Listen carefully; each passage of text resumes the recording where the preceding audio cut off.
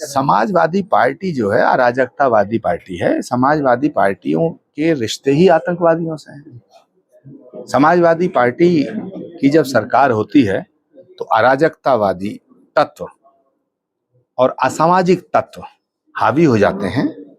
तो समाजवादी पार्टी तो खुद चाहती है कि उत्तर प्रदेश में हिंदू और मुसलमानों में नफरत पैदा हो जाए, उत्तर प्रदेश दंगों की आग में झोंक दिया जाए। मुजफ्फरनगर का कांड किसकी सरकार में हुआ? संभल के अंदर जो आज हालात हैं, इसके बीज तो समाजवादी पार्टी की सरकार में बोए गए। तो समाजवादी पार्टी का सही विश्लेषण और समाजवादी पार्टी की सही व्याख्या कुमारी बहन मायावती जी ने करी थी। और बहन मायावती जी ने समाजवादी पार्टी की व्याख्या करते हुए कहा था, चढ़ गुंडों की छाती पे मोहर लगाओ हाथी पे। तो समाजवादी पार्टी की जो सही व्याख्या है वो तो कुमारी बहन मायावती जी ने की थी। और समाजवादी पार्टी और कांग्रेस पार्टी के नेता राहुल गांधी ये इस देश को नेपाल बनाना चाहते हैं। कभी कभी इस देश को बांग्लादेश बनाने की बात करते हैं, कभी कभी इस देश में अराजकता लाने की बात करते हैं।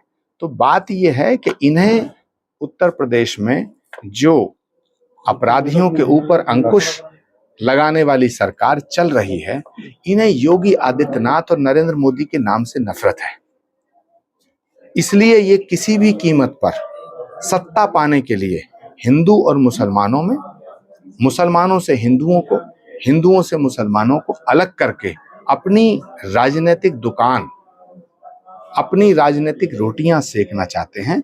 इसीलिए अखिलेश यादव जी बार बार इस तरह की सियासत कर रहे हैं। आई लव मोहम्मद को लेकर जिस तरह से विवाद शुरू हुआ है और जगह जगह उसको लेकर हिंसा भी हुई है, चाहे वो उत्तर प्रदेश रहा हो, महाराष्ट्र रहा हो, पश्चिम बंगाल रहा हो, उसको लेकर क्या सोचते, क्या कहेंगे? जहां लव है वहां प्रोटेस्ट नहीं है, जहां प्रोटेस्ट है वहां लव नहीं हो सकता है। तो जहां तक सवाल है पैगंबर मोहम्मद साहब का, प्रॉफिट मोहम्मद का, तो मोहम्मद साहब से मोहब्बत करने को किसने मना किया है? करो, लेकिन ये कैसी मोहब्बत है जो सड़कों पे उतर करके दिखाई जा रही है? ये मोहब्बत नहीं है। मोहब्बत के नाम पर ये धमकी है जो भारत के लोकतंत्र को दी जाने की कोशिश की जा रही है। ये भारत है, ये नरेंद्र मोदी का भारत है। महाराज जी, 2027 में क्या कल्कि मंदिर का जीर्णोद्धार की बात भाजपा कर रही है, वो मुद्दा बनेगा? क्योंकि अयोध्या एक बड़ा मुद्दा रहा है। नहीं, संभल जो है वो बहुत पौराणिक स्थान है। संभल में भगवान का अवतार होगा।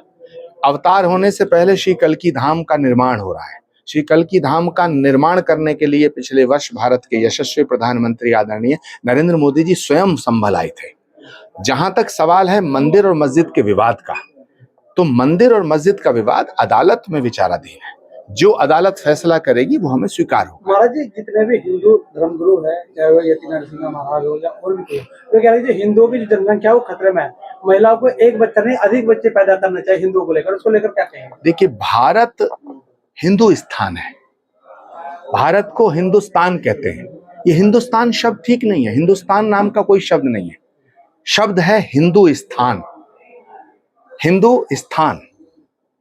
तो भारत को कुछ लोग हिंदू स्थान कहने में डरते हैं, और मैं आज बहुत गंभीर बात कह रहा हूं कि भारत हिंदू स्थान है और इस हिंदू स्थान में पैदा होने वाला प्रत्येक व्यक्ति हिंदू है। तो वहां जहां हिंदू स्थान हो, जहां पैदा होने वाला प्रत्येक व्यक्ति हिंदू हो, तो वहां बच्चे पैदा कम करो ज्यादा करो उससे कोई फर्क नहीं पड़ता। यहां पैदा होने वाला प्रत्येक व्यक्ति हिंदू है। बिहार में चुनाव होने जा रहे हैं और वहां पर आरोप लग रहे हैं कि वोट चोरी करने के।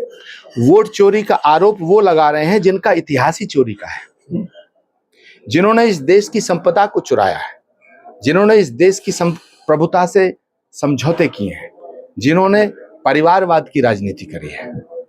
इन्होंने आरोप लगाया था चौकीदार चोर है, जनता ने जवाब दिया। इन्होंने आरोप लगाया राफेल चोरी का, जनता ने जवाब दिया। इन्होंने अब फिर आरोप लगाया है कि वोट चोरी का। बिहार की जनता जवाब देगी और 2029 में भारत की जनता जवाब देगी। आचार्य जी, बिहार चुनाव के बारे में क्या कहना है आपको? बिहार की जनता वही फैसला देगी जो हरियाणा की जनता ने दिया, जो महाराष्ट्र की जनता ने दिया। हमारे शास्त्रों में एक सूत्र है, प्रत्यक्षम किम प्रमाणम, प्रत्यक्ष को प्रमाण की आवश्यकता नहीं होती है।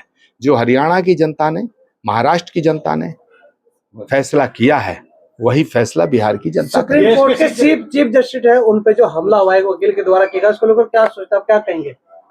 देखिए, व्यक्तिगत हिंसा की अनुमति सनातन नहीं देता। सनातन धर्म में हिंसा की अनुमति नहीं है, मैं इसकी निंदा करता हूँ। महाराज जी चुनाव आने वाले हैं अब 1-2 साल में, और नेता भी खड़े होंगे, वादे भी होंगे, तो क्या लगता है आपको, क्या मुद्दे रह गए, क्या कुछ देना चाहेंगे जनता को? सबसे पहले तो मैं मांग करना चाहूंगा कि भारत को पूर्ण रूप से, भारत में गौवध प्रतिबंधित होना चाहिए। कुछ राज्यों में गौवध प्रतिबंधित है, कुछ राज्यों में नहीं है। गौवध पर, गौ हमारी माता है, तो वो कश्मीर में भी हमारी माँ है और आसाम में भी हमारी माँ है, नागालैंड में भी हमारी माँ है, उत्तर प्रदेश में भी हमारी माँ है। जिस तरह से उत्तर प्रदेश में, राजस्थान में, हिमाचल में, उत्तराखंड में गौवध पर प्रतिबंध है, ये कानूनी अपराध है।